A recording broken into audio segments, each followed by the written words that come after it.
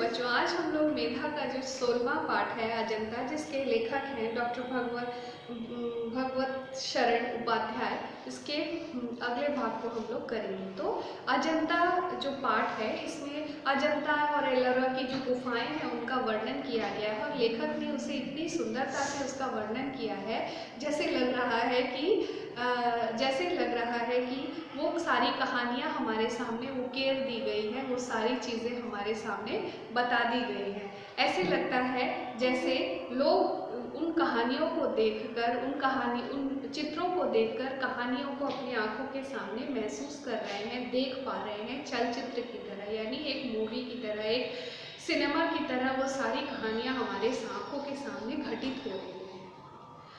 फिर लेखक कह रहे हैं कि पहाड़ों को काटकर सुंदर सुंदर महल बनाए गए, सुंदर भवन बनाए गए और उनकी दीवारों को ऐसे घिसा गया जैसे वो चिकना हो गया और उनके ऊपर उनके अध्यापकों ने कुछ रेखाएं खींच दी और उनके शिष्यों ने उन रेखाओं को रंगों से भर दिया। ऐसे लग रहा था कि वो दीवार जो है वो अपनी कहानी खुद ही कह रहे हैं।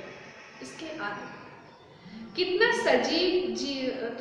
जीवन बरस पड़ा है इन दीवारों पर, यानी वो ऐसे लग रहा था कि उन दीवारों की जो वो कहानियाँ हैं, वो चित्र हैं, वो जीवन को बरसा रही हैं, जैसे अजायब घर का भंडार खुला पड़ा हो, यानी जैसे किसी म्यूजियम का दरवाज़ा खुला है और वहाँ से सारी चीज़ें बाहर आ जा रही हैं। कहानी से कहानी टकराती चली जा रही है, यानी एक से एक चित्र है और एक से एक चित्र एक एक कहानियों को दर्शा रही है। ऐसे लग रहा है कि सारे चित्र आपस में टकराकर एक से एक कहानियां हमें बता रहे हैं।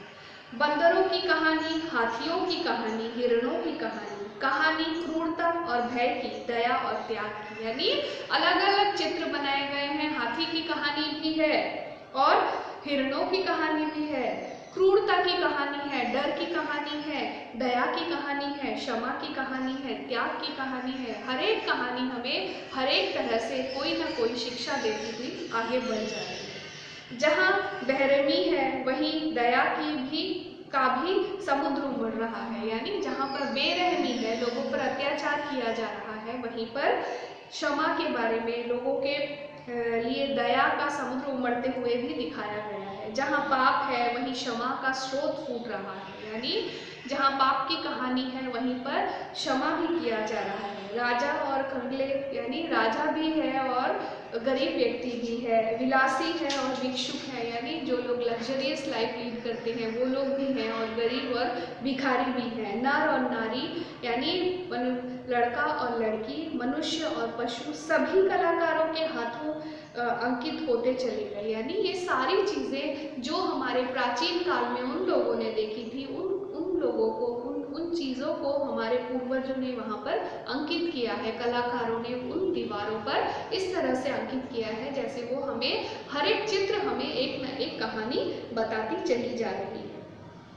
हैवान की हैवानी को इंसान की इंसानियत से कैसे जीता जा सकता है, यानी अगर हैवान है तो उसकी हैवानी भी है, लेकिन उसके साथ मनुष्यता भी वहाँ पर, मानवता भी वहाँ पर दिखाई गई है। किस तरह से मनुष्य ने हैवान की हैवानियत को हटाकर मनुष्यता या मानवता वहाँ पर दिखाया है, वो भी इन चित्रों के माध्यम से हमें दिखाया गया है। कोई अजंता में जाकर देखे, बुद्ध के जीवन हजार धाराओं से होकर बहता है, यानी भगवान बुद्ध के बारे में अब कह रहे हैं कि अगर कोई अजंता की गुफाओं में जाता है तो वो ये देख सकता है कि वहाँ पर बुद्ध के हजार धाराओं से बहकर होने वाले जीवन की घटनाएं हैं। जन्म से लेकर निर्वाण तक उनके जीवन की प्रधान घटनाएं कुछ ऐसे लिख दी गई है कि आंखें अटक जाती हैं, हटने का नाम नहीं लेती। यानी सबसे महत्वपूर्ण कहानी जो है वो भगवान बुद्ध के जीवन की कहानी है, जिसमें उसके जन्म से, भगवान बुद्ध के जन्म से लेकर उनके निर्वाण, यानी उनके चले जाने, उनकी मृत्यु तक की सारी घटनाओं को बहुत सुंदरता से उकेरा गया है। ऐसे लगता है कि हमारी आंखें उन घटनाओं में आकर अटक गई है मतलब हम वहीं पर, हम वहाँ से और आगे हट ही नहीं पा रहे हैं। यह हाथ में कमल लिए बुद्ध खड़े हैं, यानी कुछ चित्र ऐसे हैं जहाँ पर कहीं पर भगवान बुद्ध जो है वो हाथ में कमल लिए खड़े हैं। यह यशोधरा वैसे ही कमल नाल धारण किए त्रिभुंगी मुद्रा में खड़ी है। यशोधरा जो है वो भगवान बुद्ध की पत्नी है और उनका भी यहाँ पर वर्णन है। तो कह रहे हैं कि उनका भी चित्रण किया गया है, जैसे वो कमल के नाल को हाथ में धारण किए वहाँ पर खड़ी है।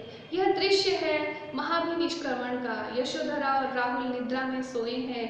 गौतम बुद्ध निश्चित होकर धड़कते हृदय को संभालते हैं। यानी यहाँ पर दिखाया गया है कि यशोधरा अपने पुत्र राहुल को अपने हाथ में लेकर सो रही है, गोदी में लेकर सो रही है, और भगवान बुद्ध जो है उनको छोड़कर चले जा रहे हैं। बहुत दृढ़ है, उनके मन में थोड़ा सा भी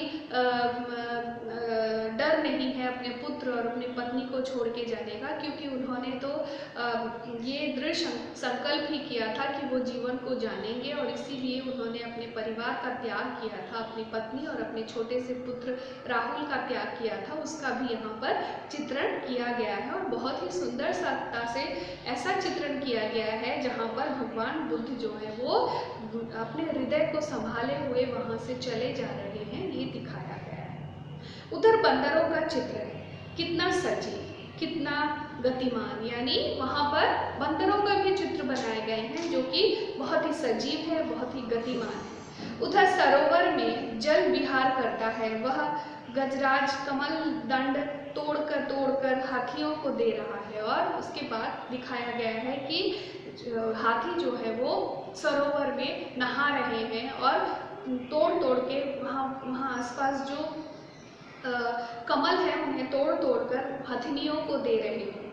खाने खिलाने, बसने बसाने, नाचने गाने, कहने सुनने, वन नगर, यानी हर एक चीज़ का वहाँ पर वर्णन है। जहाँ पर खाना खाया जा रहा है, पकाया जा रहा है, कहीं कुछ लोग रह रहे हैं, बस रहे हैं, नाच रहे हैं, गा रहे हैं, कहानियाँ सुना रहे हैं, सुन रहे हैं, वन है, नगर है, ऊंच नीच, धनी गरीब के जितने नज़ारे हो सकते हैं उनको उन सबको आदमी अजंता की इन दीवारों पर देख सकता है। यानी उस समय के जितनी भी सामाजिक जो भी परिस्थितियां थी, जैसे लोग थे, जैसा खाना पीना था, जैसे कपड़े थे, आभूषण था, उनका रहन सहन था, सारी चीज़ों को अजंता की गुफाओं में उकेरा गया है। यानी उनका चित्रण यहाँ पर इतनी ही सुंदरता से किया गया है कि हर एक चित्र जैसे एक कहानी हमें कहता हुआ आगे निकल जाता है।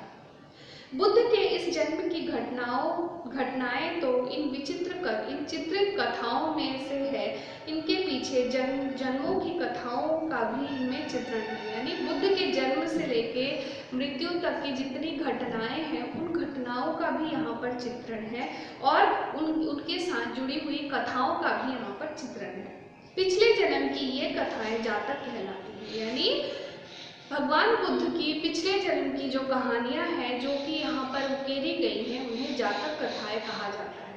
इनकी संख्या 555 है। यानी यहाँ पर 555 कहानियां हैं जो कि जातक कथाओं के नाम से जानी जाती हैं, जो कि भगवान बुद्ध के पूर्व जन्म की कथाएं हैं, और इनका संग्रह जातक नाम से प्रसिद्ध है। यानी उन कहानियों का जो संग्रह है जहाँ पर उन्हें इकट्ठा करके रखा जाता है उन्हें जातक कथाएं कहा जाता है, और इसी नाम से वो प्रसिद्ध है।